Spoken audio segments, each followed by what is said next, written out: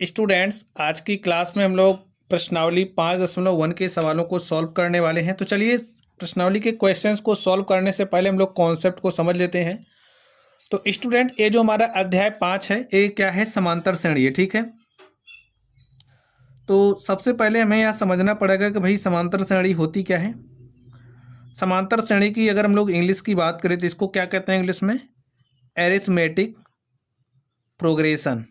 ठीक है, क्या कहते हैं? Arithmetic progression. और समांतर श्रेणी को शॉर्ट में, ठीक है, अगर हमें शॉर्ट में बोलना है तो समांतर श्रेणी को हम लोग क्या कहते हैं? एपी कहते हैं। इसे हम लोग शॉर्ट में एपी कहते हैं।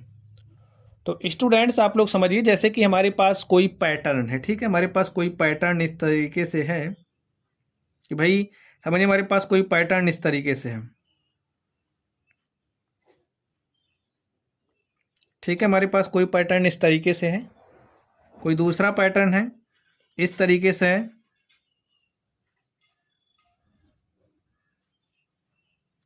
तो इसे हम क्या कहेंगे? इसे हम समांतर श्रेणी कह देंगे। अब आप लोग कहोगे ऐसा क्यों कह रहे हैं? तो समांतर श्रेणी वह होती है, जैसे आप लोग यहाँ पर समझिए, जैसे हमने इस पद को पकड़ा, ये जो अवयव आप देख रहे हैं इन्हें हम पद बोलते हैं, अवयव कह सकते हो आप।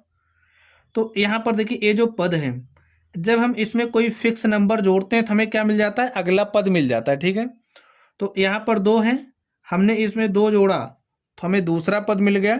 जब हमने फिर इसमें 2 जोड़ा तो हमें देखिए इसके बाद वाला तीसरा पद मिल गया। जब हमने इसमें फिर जो तीसरे पद में 2 जोड़ा तो हमें चौथा पद मिल गया।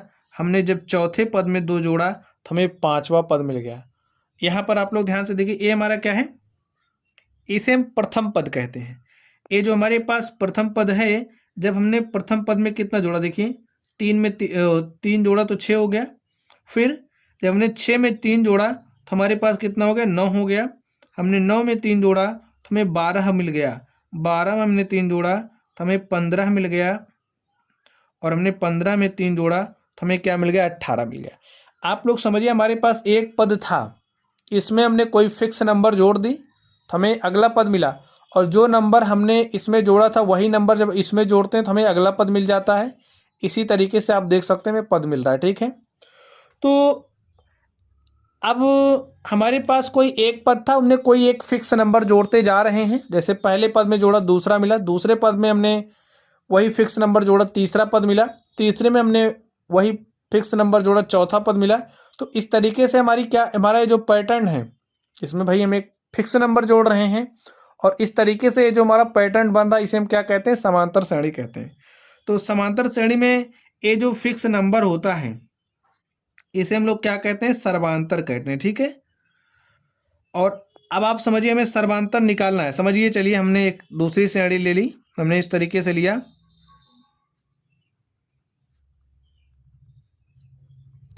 अब हम चाह रहे हैं कि हमें इस श्रेणी का सर्वांतर चाहिए, या फिर हमें पता करना है कि ये जो पैटर्न हमें दिया गया है ये एपी में है या नहीं है। तो इसके लिए हम लोग क्या करेंगे? देखिए, आप लोग कोई भी 2 ऐसे पदों को उठा लीजिए। ठीक है, हमारा ये A1 हो गया, यानी कि पहला पद, A2 हमारा दूसरा पद हो गया। अब अगर हम A2 माइनस A1 ले लें तो देखिए हमारे पास क्या आ रहा है? हमने 15 माइनस 5 किया तो हमारे पास क्या आ गया? 10 आ गया। तो यहाँ पर A2 माइनस A1 क्या आ गया? 10 आ गया। और आप लोग एक बात समझ लीजिए, यहाँ पर A2 minus A1, this minus हम दिस कर रहे हैं, और इसको हम लोग किससे रिप्रेजेंट कर देंगे? D1 से। अब आगे समझिए, या फिर आप इसमें से इसको घटा दीजिए, 25 माइनस 15 करिए। देखिए अभी तीसरा पद है, ये कौन सा पद है? तीसरा पद है। ये हमारा दूसरा पद है, इसे हम पहला पद, पहले पद को A1, दूसरे पद को A2, तीसरे पद को A3 कहते हैं, चौथे पद को हम A4 कहेंगे, पांचवें पद को A5 कहते हैं। इतनी बात आप लोग समझ गए? चलिए अब समझिए, हम A3 माइनस A2 कर रहे हैं, तो हमने क्या किया? A3 minus A2।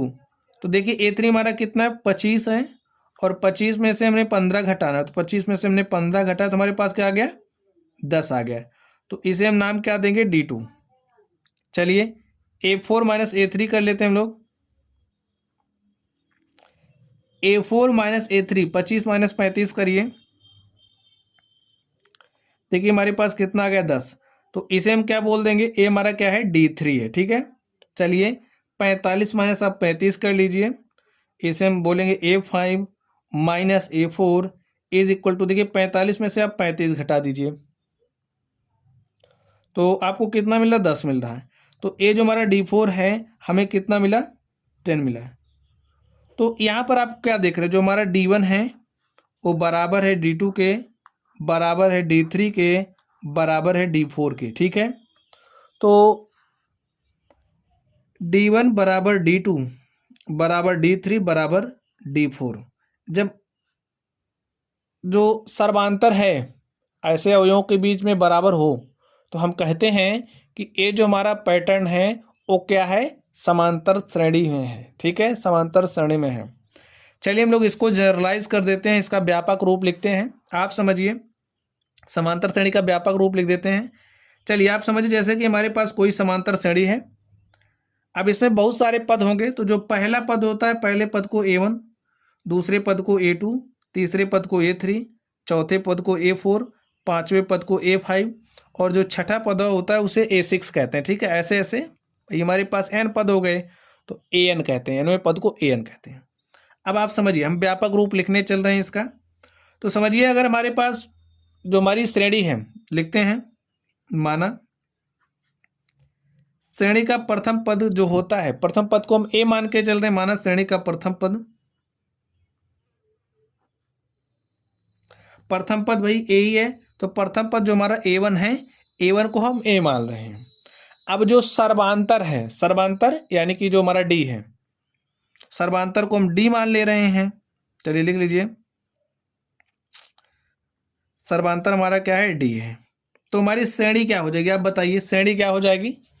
अब देखिए ए प्रथम पद है, प्रथम पद A1 हमारा कितना है, A है, और दूसरा पद प्राप्त करने के लिए हम लोग क्या करेंगे, आप बताइए। दूसरा पद हमें प्राप्त करना है, इसके लिए क्या करते हैं, जो सर्वांतर होता है, जब सर्वांतर को पहले पद में जोड़ देते हैं, तो पहला पद A है, A में हम सर्वांतर जोड़ते हैं। देखिए हमारा क्या हो गया, पहला पद, और जब हमने पहले पद में सर्वांतर को जोड़ा, पहला पद हमारा देखिए A1 इज इक्वल टू हमने A माना है, और A में जब हमने D जोड़ा तो हमें क्या मिल गया, दूसरा पद मिल गया। चलिए अब हमें तीसरा पद चाहिए, इस बात को आप समझिए, हमें तीसरा पद चाहिए। तीसरा पद प्राप्त करने के लिए क्या करेंगे, ये जो दूसरा पद है, दूसरे पद में हम लोग क्या करेंगे भाई, इसी सर्वांतर को जोड़ देंगे तो हमें तीसरा पद मिल जाएगा, ठीक है। चलिए अब हमें समझिए चौथा पद चाहिए। देखिए ए में D जोड़ेंगे तो 2D हो जाएगा, A प्लस 2D, ठीक है। अब चौथा पद लेने के लिए इसमें फिर से हमें D जोड़ना पड़ेगा भाई, A प्लस 2D में हमने D जोड़ा तो हमें चौथा पद मिल गया। इसी तरीके से आप समझिए हमें पांचवा पद चाहिए भाई, हमें पांचवा पद चाहिए।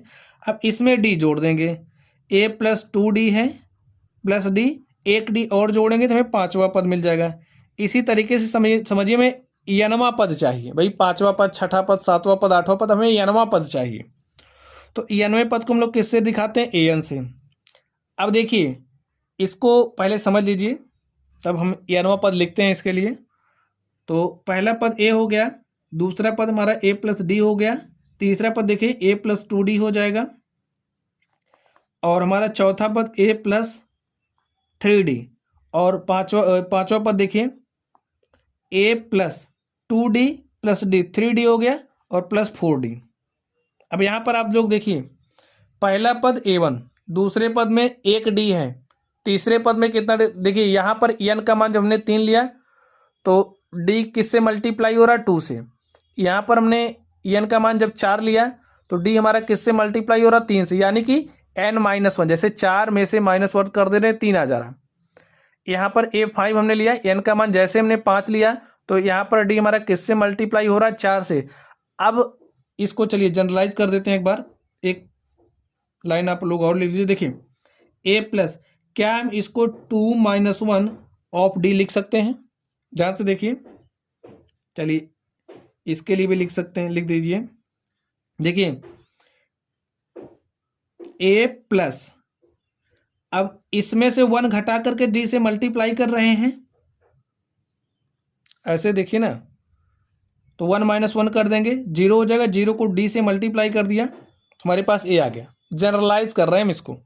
अब देखिए हमारे पास दूसरा पद कैसे आ रहा है, ए प्लस डी दूसरा पद, तो यहाँ पर डी किससे मल्टीप्लाई हो रहा है, 2 माइनस 1 से, तो ए प्लस 2 माइनस 1। चलिए तीसरे पद की बात कर लेते हैं। देखिए पद 3 है, एन का मान यहाँ पर 3 है, तो 3 कैसे लिख सकते हैं, 3 माइनस 1 2, 3 माइनस 1, 3 माइनस 1 का मतलब क्या हो जाएगा, डी 2, डी 2, ठीक है, 3 माइनस 1 का मतलब 2 डी। तो हम एक फॉर्मूला डेराइव कर रहे हैं स्टूडेंट, आप लोग इस फॉर्मूले को समझ लीजिए कैसे आता है।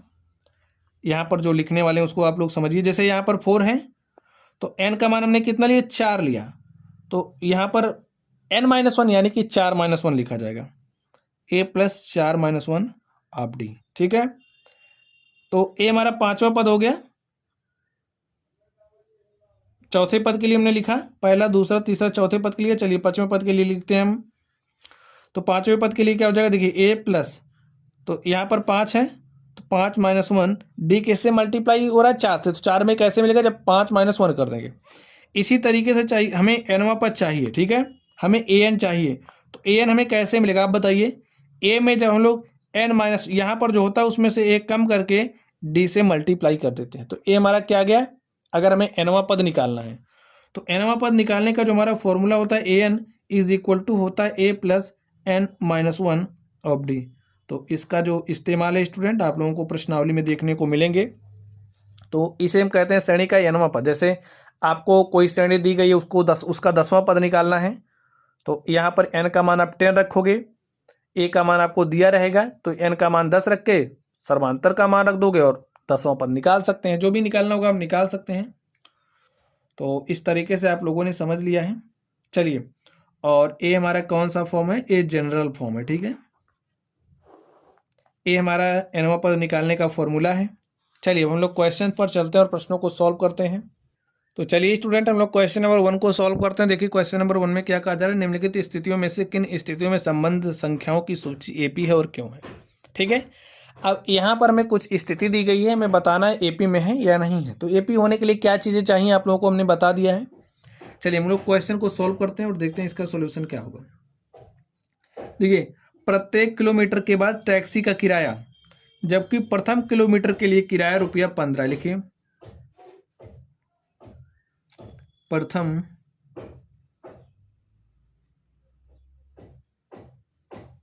किलोमीटर के लिए किराया कितना है, ₹15, ठीक है। तो इसे हम मान लेते हैं ए, ठीक है भाई, हमारी जो भी श्रेणी बनेगी उसका प्रथम पद हो जाएगा। तो इसको हमने मान लिया हमारा जो ए है वो ₹15 है। चलिए ₹15 और प्रत्येक अतिरिक्त किलोमीटर के लिए किराया ₹8 है। चलिए अब देखिए, जैसे आपने प्रथम 1 किलोमीटर चला तो उसके लिए आपने ₹15 दिए। अब जो भी अतिरिक्त किलोमीटर आप चलोगे, ठीक है, जैसे भाई आपने यहाँ से यहाँ चला तो आपने तो 15 दिया, ठीक है, फिर आपको 8 देना पड़ेगा। तो इसी तरीके से अब यहाँ पे 23 आ गया, 23 हो गया, तो फिर इसमें 8 आपको जोड़ के देना पड़ेगा। अब जो आएगा 23 8 31 आया, तो 31 में फिर आपको 8 जोड़ के देना पड़ेगा। तो इस तरीके से देखिए प्रथम किलोमीटर के लिए जो किराया हो गया ₹15 हो गया। तो दूसरे किलोमीटर के लिए जो किराया है इसको हम क्या मान रहे हैं, A2। तो A2 हमारा क्या हो जाएगा, 15 + 8 बराबर 15 8 23 के हो जाएगा। और जो हमारा A3 यानी कि A, ठीक है, A3 किसके बराबर हो जाएगा। अब इसमें आपको 8 जोड़ना पड़ेगा, तो 8 जोड़ दीजिए, 23 8 31 हो जाएगा। चलिए इसीलिए चौथे पद के लिए देख लेते हैं। अब 31 में फिर आपको 8 जोड़ना पड़ेगा। देखिए 31 में 8 जोड़ना पड़ेगा और हमारे पास कितना आ गया, 39 आ गया। चलिए A5 की बात कर लेते हैं। तो देखिए 39 में फिर आपको 8 जोड़ना पड़ेगा, तो कितना हो जाएगा 47। तो इस तरीके से आप लोग और भी बात निकाल सकते हैं, लेकिन कोई ज़रूरत नहीं है, हमें बताना है कि ए स्थिति एपी में है या नहीं है। तो स्टूडेंट देखिए हमारी सीरीज क्या बनी, हमारी सीरीज क्या बनी, प्रथम पद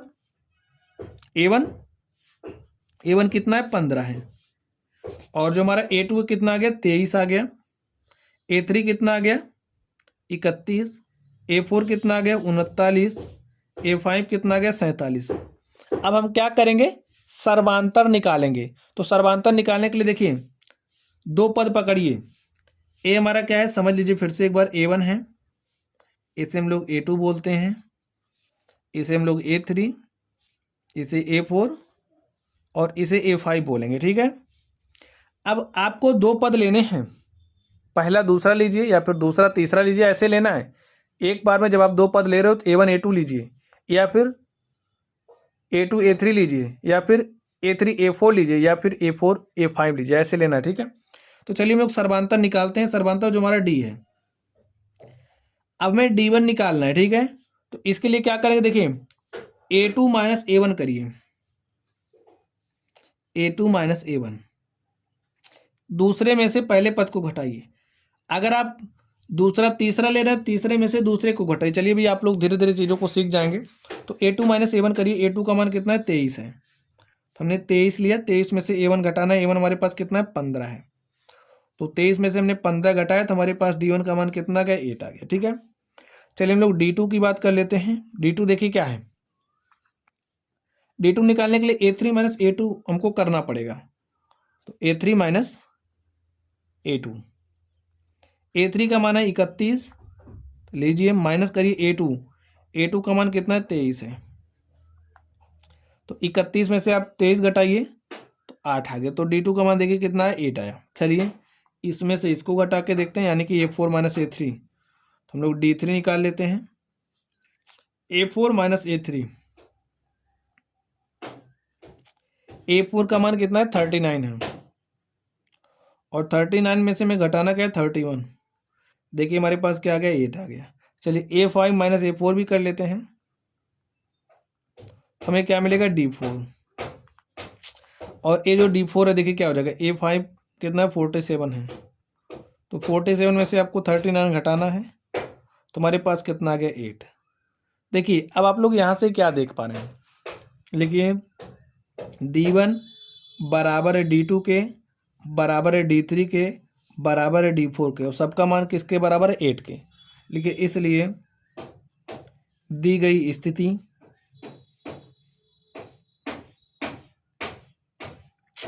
समांतर श्रेणी में है।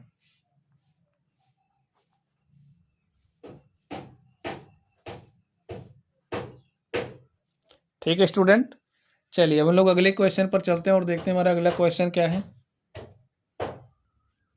देखिए दूसरे नंबर में, किसी बेलन में उपस्थित हवा की मात्रा जबकि वायु निकालने वाला पंप प्रत्येक बार बेलन की शेष हवा का 1/4 भाग बाहर निकाल देता है। कितना बाहर निकाल दे रहा है, 1/4 भाग शेष हवा का। तो चलिए सॉल्यूशन लिखते हैं इसका। अब मान लेते हैं स्टूडेंट जो हमारा पंप है, हवा निकालने वाला पंप है, वायु निकालने वाला, तो इसमें कितनी हवा भरी है, मान लेते हैं 1 यूनिट हवा भरी है, 1 इकाई हवा है। माना पंप में उपस्थित हवा की मात्रा, इसको मान लेंगे हमारा क्या है A1।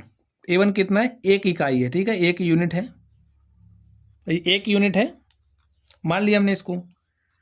अब देखिए जो हमारा A2 क्या हो जाएगा, अब आप बताइए।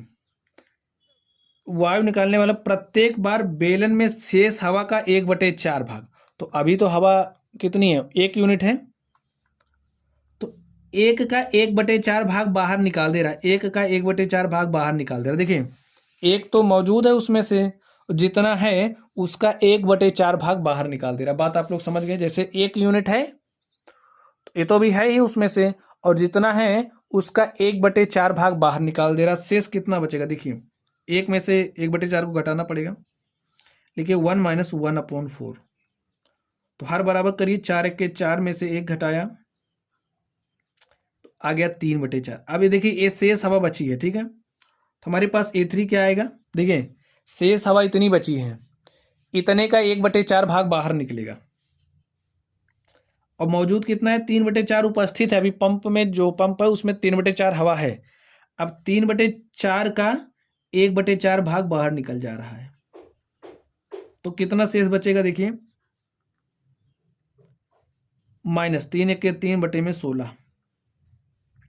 अब हर बराबर करिए, हर बराबर करने के लिए इसको ऊपर नीचे 4 से मल्टीप्लाई करेंगे तो हमारे पास 12 बटे में कितना हो जाएगा 16 माइनस 3 बटे में 16। देखिए हर बराबर हो गया, घटाइए तो 12 में से हमने 3 घटाया तो हमारे पास कितना आ गया 9 बटे 16।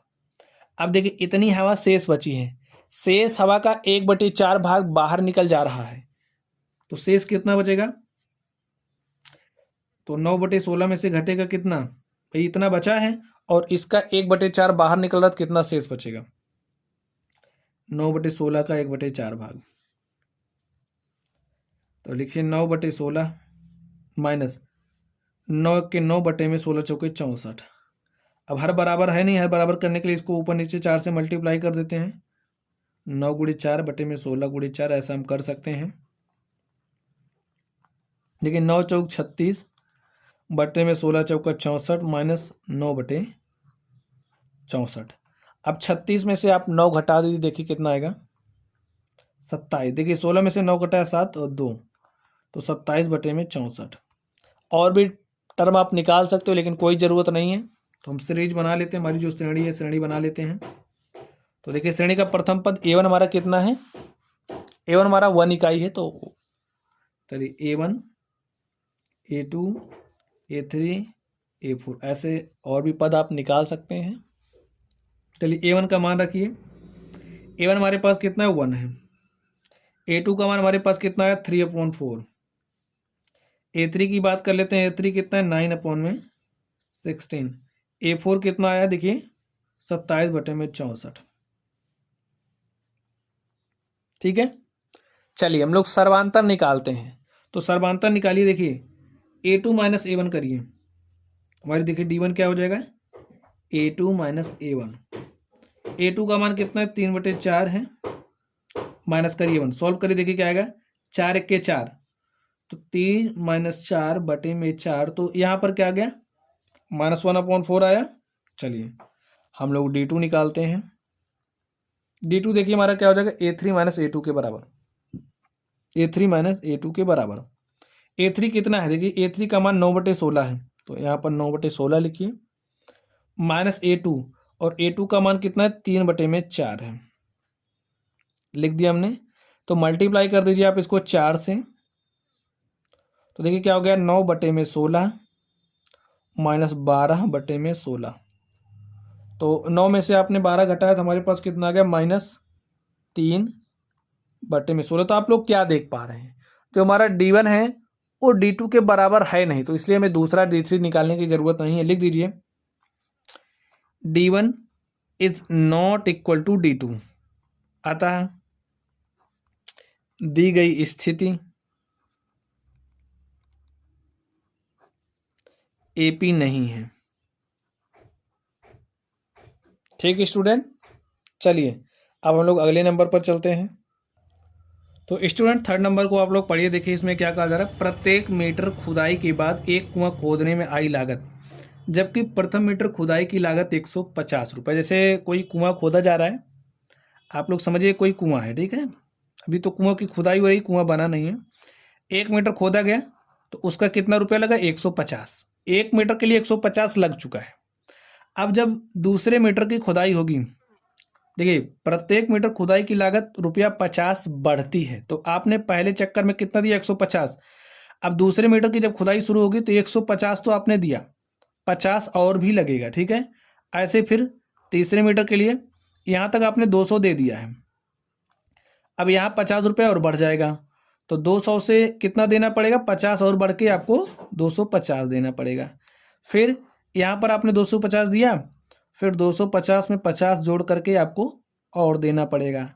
इसी तरीके से देखिए आपने 300 दिया, यहाँ पर 300 दिया है तो 50 रुपये और बढ़ा करके देना पड़ रहा है। इस तरीके से देखिए, और बाद में प्रत्येक मीटर खुदाई की लागत 50 रुपये बढ़ती है, तो यहाँ पर देखिए 150 था, 50 बढ़ के 200 हुआ, फिर 50 बढ़ के 250 हुआ, 50 बढ़ के 300 हुआ, और 50 बढ़ के 350। तो ऐसे क्या हो रहा है 50-50 बढ़ रहा है। तो लिख लीजिए,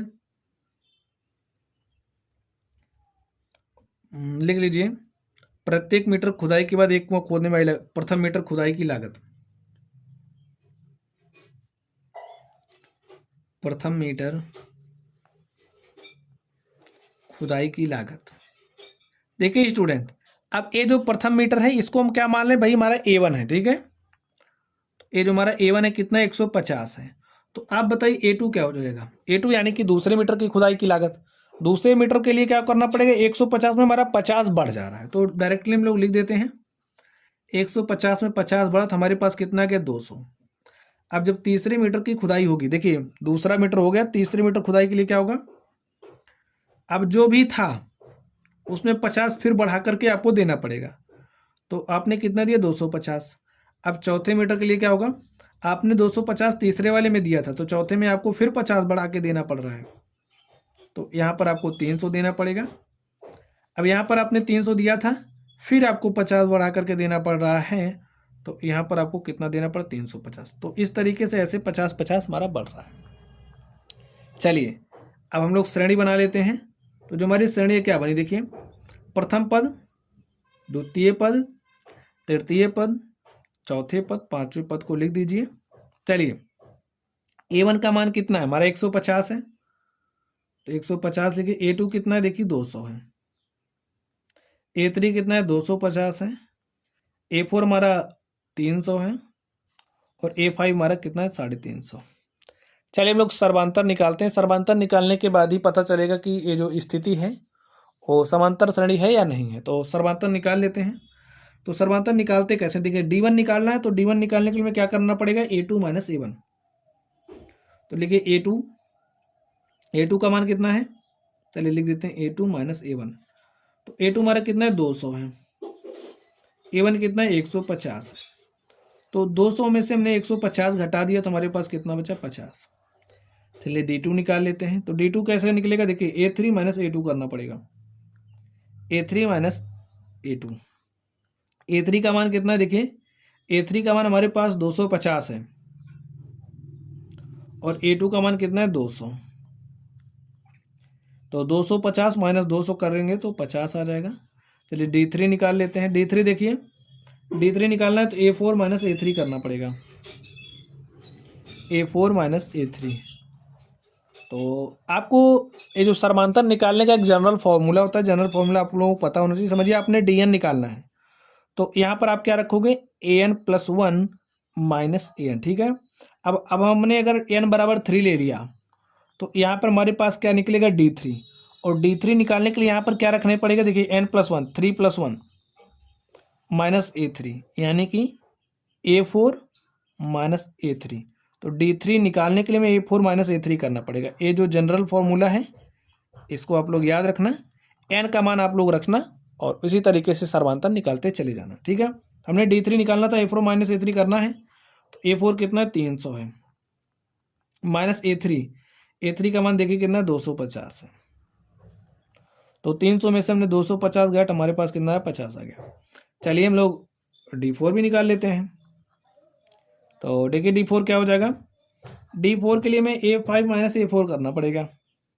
A5 माइनस A4 करिए। A5 का मान कितना देखिए 350 है, माइनस 300 करिए और यहाँ पर देखिए 50 आ गया। तो आप लोग कुछ देख पा रहे हैं, जो हमारा सर्वांतर है सभी जगहों पर क्या है एक समान है। तो लिखिए जो D1 है बराबर है D2 के, बराबर है D3 के, बराबर है D4 के, और ये सब किसके बराबर है 50 के। तो यहाँ से हमें पता चल रहा है कि जो हमारा सर्वांतर वो एक समान है। तो लिखिए अतः दी गई स्थिति AP में है, यानी कि समांतर श्रेणी है, ठीक है। तो इस तरीके से जो हमारा थर्ड नंबर था हमने इसको सॉल्व कर लिया है। चलिए हम लोग अगले नंबर पर चलते हैं और देखते हैं उसका सॉल्यूशन क्या होगा। तो स्टूडेंट आप लोग इस अगले नंबर को ध्यान से देखिए। चलिए हम लोग इसको सॉल्व कर लेते हैं। खाते में प्रत्येक वर्ष का मिश्र धन, जबकि रुपया 10,000 की राशि 8% वार्षिक दर से चक्रवृद्धि ब्याज पर जमा की जाती है। तो खाते में जो प्रत्येक वर्ष का मिश्र धन है हमें बताना है कि वो AP में है या नहीं है, ठीक है। तो हमारा जो प्रिंसिपल है, जो हमारा प्रिंसिपल है उनमें कितना दिया गया है 10,000, जो हमारा मूलधन है में 10,000 दिया गया। और जो रेट है R का मान 8% दिया गया है। अब लोग T1 पर T2 पर, T3 पर, T4 पर, ऐसे क्या निकालेंगे, ब्याज निकालेंगे। तो चलिए स्टूडेंट, हम लोग मिश्रधन निकालते हैं। मिश्रधन निकालने का हमारा फॉर्मूला क्या होता है, देखिए ए यानी कि अमाउंट, ए हमारा मिश्रधन होता है, ठीक है। ए इज इक्वल टू होता है P of 1 plus R upon 100 की पावर एन। ए को हम लोग अमाउंट कहते हैं, इसका मतलब हिंदी में मिश्रधन, ठीक है। मिश्रधन निकालने का फॉर्मूला, आर हमारा क्या है, रेट है, यानी कि जो दर दी गई है। एन हमारा समय होता है, और पी की बात करें, पी हमारा क्या होता है, मूलधन होता है। और अगर आपको मिश्रधन निकालना है तो मिश्रधन निकालने के लिए ए वाला जो फॉर्मूला है आपको पता होना चाहिए। चलिए हम लोग पहले वर्ष के लिए ए निकालते हैं, ठीक है। जो हमारा एन है, एन बराबर 1 के लिए, एन बराबर 1 मतलब पहले वर्ष के लिए। तो पहले वर्ष के लिए हमारा ए क्या हो जाएगा, ए इज इक्वल टू होता है पी, पी का मान कितना है 10,000, P of 1 plus R, R का मान कितना 8 अपॉन में 100 की पावर एन, एन का मान कितना हो जाएगा 1। तो हमारे पास जो अमाउंट है वो क्या आ गया, 10,000 1 प्लस 8 बटे में 100, ठीक है। इसको हम सॉल्व नहीं कर रहे हैं। चलिए हम लोग एन बराबर 2 के लिए निकालते हैं, मतलब एन बराबर 2 के लिए, यानी कि दूसरे वर्ष के लिए। तो दूसरे वर्ष के लिए क्या हो जाएगा, देखिए ए हमारा क्या हो जाएगा दूसरे वर्ष के लिए, मूलधन, मूलधन तो 10,000 है, 1 प्लस 8, रेट लिखिए 8 अपॉन 100 की पावर एन। अब देखिए एन का मान 2 हो गया, ठीक है। तो ए हमारा दूसरे वर्ष के लिए क्या हो गया, मिश्रधन हो गया। देखिए एन बराबर 1 के लिए, एन बराबर 2 के लिए, चलिए हम लोग एन बराबर 3 के लिए निकालते हैं। तो चलिए एन बराबर 3 के लिए देखते हैं ए हमारा क्या हो जाएगा। तो ए इज इक्वल टू हो जाएगा P of 1 plus R upon 100 की पावर एन, और एन का मान देखिए क्या हो जाएगा 3। देखिए अगर हम इसे A1 ले लें, ठीक है, A1 यानी कि पहला पद, इसे हम A2 ले लें दूसरा पद, और इसे हम A3 ले लें तीसरा पद, तो हमारी श्रेणी क्या बन रही है, देखिए हमारी श्रेणी क्या बन रही है,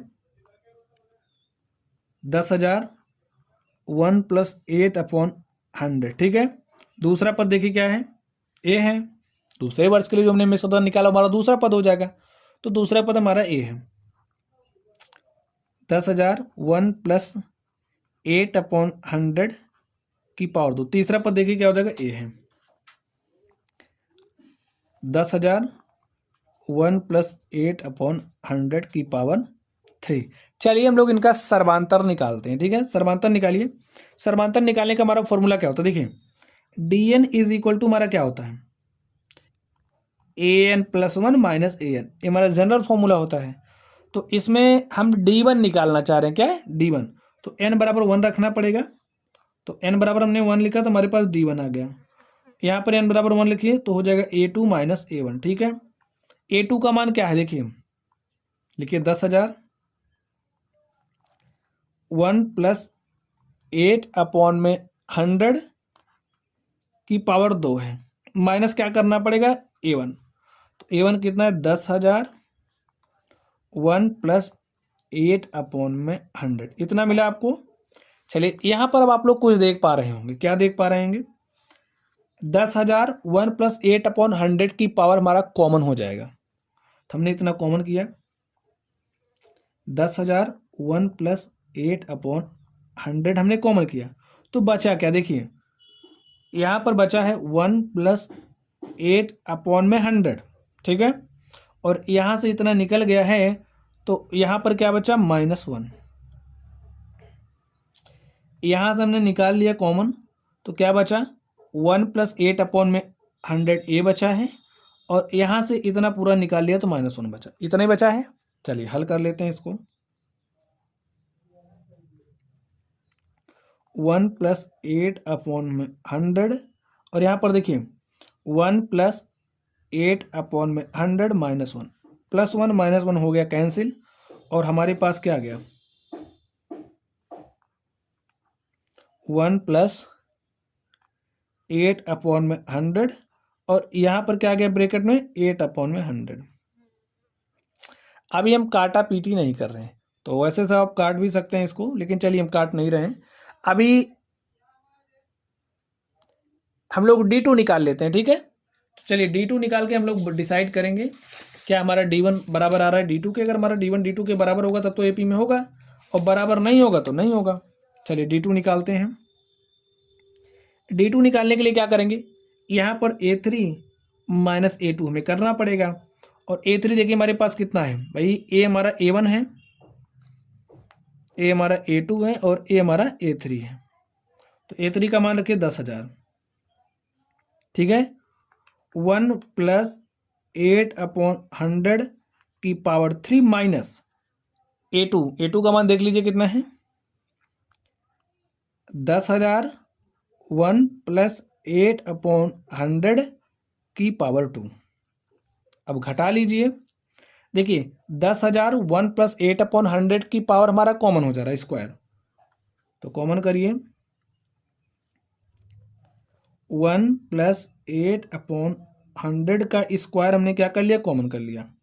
तो बचा क्या, तो यहाँ पे बचा है 1 + 8/100, ठीक है भाई। स्क्वायर कॉमन निकल गया, 10,000 भी निकल गया, तो बचा क्या 1/8/100, और यहाँ पर क्या बचा -1। अब देखिए 10,000 1 + 8/100 का स्क्वायर, यहाँ पर देखिए क्या बच रहा, 1 से 1 कैंसिल हो जाएगा तो बचेगा 8/100। इसको काट भी सकते हो, 2 0 से कैंसिल कर दीजिए, और 100 को हमने 8 से मल्टीप्लाई किया तो आ गया 800। 1 + 8/100 का स्क्वायर। चलिए यहाँ पर भी आप इसको थोड़ा सा हल करके लिख दीजिए। देखिए ये 2 0 हम काट देंगे और 8 को 100 से मल्टीप्लाई करेंगे, हो जाएगा 800। 1 + 8/100। देखिए हमारे पास D1 क्या आया है और हमारे पास D2 क्या है, आप लोग देख लीजिए। D1 का मान है 800, 1 + 8/100 है, और यहाँ पर 1 + 8/100 का स्क्वायर है। तो आप बताइए क्या जो हमारा D1 है वो D2 के बराबर है, यहीं से देख सकते हैं। यहाँ पर पावर 1 है, यहाँ पर पावर 2 है, तो यहाँ से हमको पता चला जो हमारा D1 और D2 के बराबर नहीं है। लिखिए D1 is not equal to D2, इसलिए दी गई स्थिति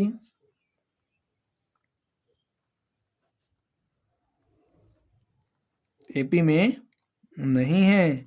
AP में स्टूडेंट होने के लिए जो हमारा D1 है वो बराबर होना चाहिए D2 के, ठीक है। चलिए अब हम लोग अगले नंबर पर चलते हैं और देखते हैं हमारा अगला क्वेश्चन क्या है।